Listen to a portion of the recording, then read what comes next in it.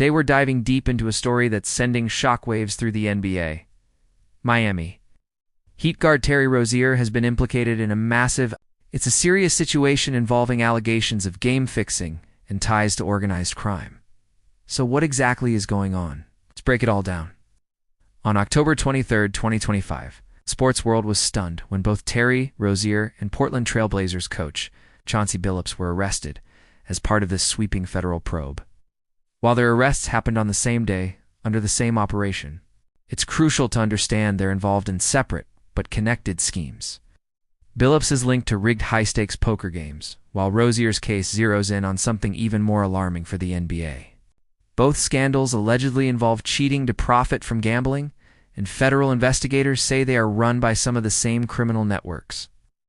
The FBI gathered evidence using wiretaps, confidential informants, and by meticulously tracking financial transactions. Rozier, Billups, and nearly 30 others, including former NBA player Damon Jones, are facing serious federal charges like wire fraud and money laundering. It's a huge, tangled web, and Terry Rozier is right in the middle of it. So, what is Rozier specifically accused of doing? The allegations are incredibly specific. They center on a game back in March 2023, when he was still playing for the Charlotte Hornets. Federal prosecutors claim that Rozier deliberately manipulated his own performance to ensure certain bets would pay out.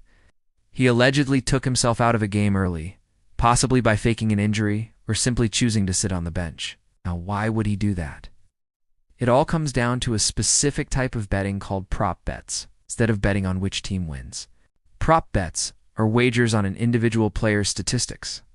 For example, you might bet on whether Terry Rozier will score over or under 20.5 points in a game, according to the indictment. By removing himself from the game, Rozier ensured his stats, like points, assists, or rebounds, would remain low. This meant anyone who bet the under on his performance props would win their bet. Investigators claim a co-conspirator who was in on the plan placed these bets and cashed in. A surge of unusual betting activity around that specific game is what initially raised red flags and tipped off the authorities. Let's clarify how this kind of rigging works. We're not necessarily talking about throwing an entire game or making a team lose on purpose. It's about influencing small, specific moments or outcomes within a game that don't always change the final score. In Rozier's case, the alleged method was self-sabotage. By underperforming or sitting out, he could directly control his own stat line.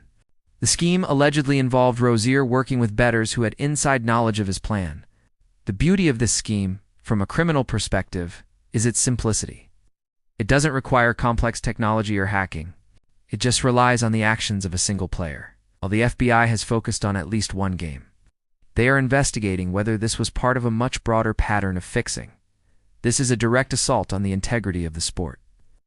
Betting is supposed to be based on the unpredictable, genuine effort of athletes. When a player secretly controls the outcome of a bet, it's no longer a game of chance. It's straight-up fraud. The investigation is ongoing, and these are still allegations. But the implications for Rozier and the NBA are massive. This story is still developing, and we'll be following it every step of the way. What do you think about these allegations? Let me know your thoughts down in the comments. Thanks so much for watching. If you found this breakdown helpful, please hit that like button and subscribe for more deep dives into the biggest stories in sports. See you next time.